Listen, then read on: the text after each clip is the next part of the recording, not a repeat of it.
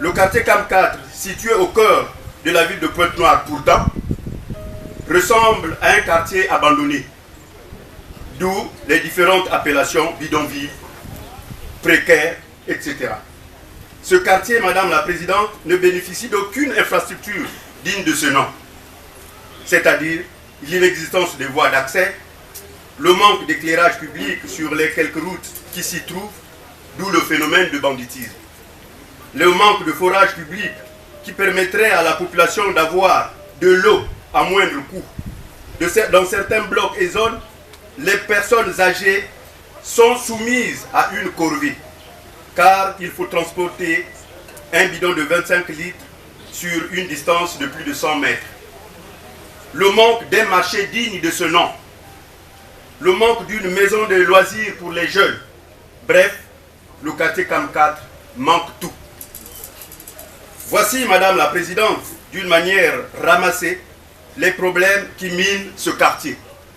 Nous osons croire, Madame la Présidente, qu'à travers les deux programmes que offre le gouvernement de la République, à savoir notamment la municipalisation additionnelle que vient de bénéficier notre ville, Pointe-Noire, et la mise en œuvre du programme participatif d'amélioration des bidonvilles PPAB dans la ville de Pointe-Noire, programme des Nations Unies pour les établissements humains que nous offre la Banque mondiale à travers l'ONU Habitat, nous sommes rassurés que le quartier CAM 4 bénéficiera enfin de quelques voiries urbaines qui sortiront notre quartier de sa précarité.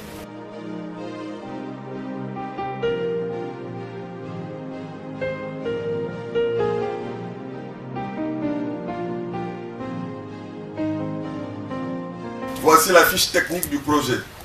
Lot 1. Réalisation de 2 forages positifs équipés d'une pompe électrique de 1,5 cheval, d'un dispositif de puisage avec un local qui abritera les robinets et en partie supérieure une citerne d'eau en plastique de 5000 litres. Pour le quartier km 4,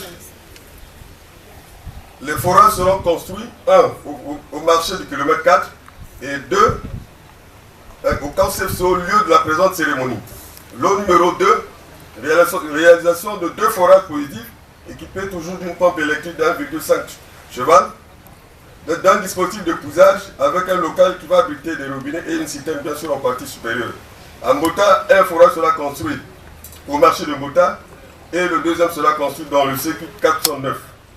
Le projet de construction de forages qui seront réalisés par la société dite plutôt AG2, donc Société africaine de géologie et de géotechnique, comprendront 2 parties.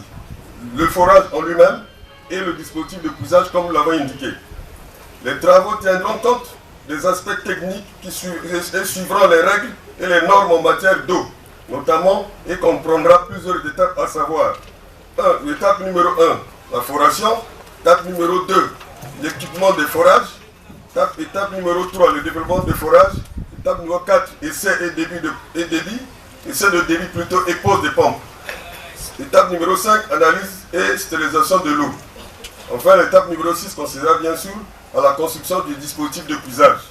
Une fois que ces forages seront rendus fonctionnels, il restera une question essentielle, celle de la pérennisation de ces ouvrages, question principale liée à la gestion de ces forages. Pour assurer la pérennisation des ouvrages, ONU Habitat recommande les mesures suivantes. 1.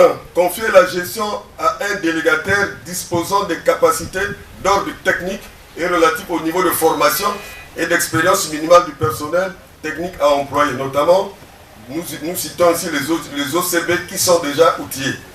2. Mettre en place une structure d'appui technique pour le suivi et surtout l'appui technique aux acteurs de gestion de cette exploitation d'eau. 3. Prévoir des rencontres de concertation de façon permanente. 4. Faire la promotion d'hygiène et d'assainissement dans ces zones. Enfin, prévoir de nouveaux essais de pompage à tout moment.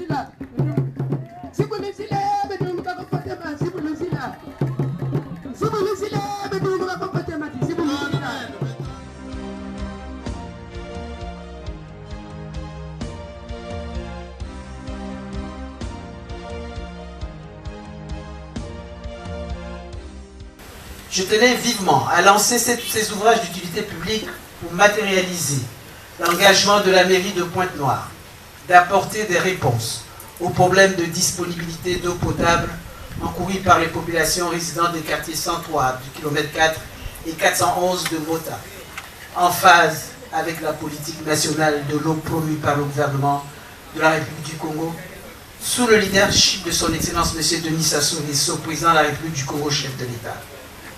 Dans son inspiration majeure, Monsieur le Président de la République, chef de l'État, son Excellence M. Denis Sassou Nguesso nous a tous instruits de savoir augmenter les capacités de production d'eau potable dans les villes et moderniser les réseaux de sa distribution. Tel est le bon sens de notre cérémonie de ce jour, autour de l'éclosion d'une action salvatrice de l'ONU Habitat pour le grand bien des populations de nos quartiers du kilomètre 4 et de Mota. Mesdames et messieurs, ces travaux qui entrent dans le cadre de la mise en œuvre du programme participatif d'amélioration des bidonvilles et intègrent la dynamique des 100 jours de mon mandat marquent le début d'une ère nouvelle de gestion et de traitement urgent des problèmes communautaires dans la commune de Pointe-Noire. C'est l'occasion pour moi de saluer cette organisation des Nations Unies pour les établissements humains ONU Habitat pour avoir permis, à travers le projet PPAB, l'établissement de ces infrastructures communautaires qui, depuis la phase de réalisation des études de faisabilité, ont reçu le profond assentiment des populations résidentes du kilomètre 4 et de Mbota, et aussi de remercier l'ensemble des autorités administratives, politiques et traditionnelles locales pour la bonne organisation de cette importante cérémonie qui se traduit par la forte affluence de populations remarquées en ces lieux. Mesdames et messieurs, l'excellence des relations entre la République du Congo et les agences du système des Nations Unies n'est plus à démontrer. Elles se consolident davantage et se traduisent dans de nombreux domaines de développement parmi lesquels figure l'amélioration de l'offre en eau potable pour assouvir les besoins des populations vulnérables des quartiers cibles. Ne dit-on pas que l'eau c'est la vie? L'eau n'est-elle pas l'élément vital qui alimente la croissance économique et participe à la bonne santé humaine et sociale? L'initiative de mettre à la disposition de nos populations des services d'eau a été conditionnée par la réalisation des tests psychochimiques pour en connaître la potabilité avant toute utilisation domestique. L'étude socio-économique menée au kilomètre 4 à Mbota par les groupes thématiques de la cellule technique du PPAB a fortement souligné, parmi tant d'autres besoins, la nécessité d'établir des fontaines publiques pour satisfaire la demande en eau potable des familles vulnérables habitant ces deux quartiers. Les zones dans lesquelles seront établis les forages sont caractérisées par la vétusté du réseau de distribution d'eau, l'insuffisance des extensions du réseau local de distribution et le manque de branchement. C'est à ce titre, dans le cadre de la stratégie d'amélioration des bidonvilles de Pointe-Noire, que sera réalisée en phase avec la dynamique du gouvernement de la République du Congo, l'amélioration progressive de la desserte en eau potable. Mesdames et messieurs, l'intérêt de la mairie de Pointe-Noire à développer les initiatives pareilles en matière d'hydraulique urbaine est de contribuer à la réalisation des objectifs de développement durable qui constituent l'un des moyens les plus efficaces pour lutter contre la pauvreté dans le cadre d'espèces, concourir à l'offre des services adéquats et sûrs en alignement à l'ODD 11, cible 11.1. Les 4 forages qui viennent en appui au réseau de distribution d'eau dans les quartiers cibles contribueront de manière significative au renforcement de la sécurité alimentaire et à l'amélioration du bien-être des populations du kilomètre 4 et de Mbota. La mairie de la ville de Pointe-Noire concrétise à travers ce projet de construction des forages d'eau sa volonté de résorber les problèmes liés à la disponibilité d'eau dans les deux quartiers et de rendre visibles les actions vitales du programme participatif d'amélioration des bidonvilles dans son élan de mise en œuvre des projets transformateurs. Mesdames et messieurs, cette cérémonie de lancement des travaux et de pose de la première pierre est une fierté pour le maire de la ville que je suis, un honneur pour le conseil départemental et municipal au sens qu'elle marque le lancement effectif des travaux et transforme ainsi le rêve des populations en réalité. C'est avec espoir que nous attendons, avec l'expertise de la Société africaine de géologie et de géotechnique, pour que jaillisse l'eau d'ici quelques jours pour le plaisir des populations, des habitants, dans le respect des délais établis.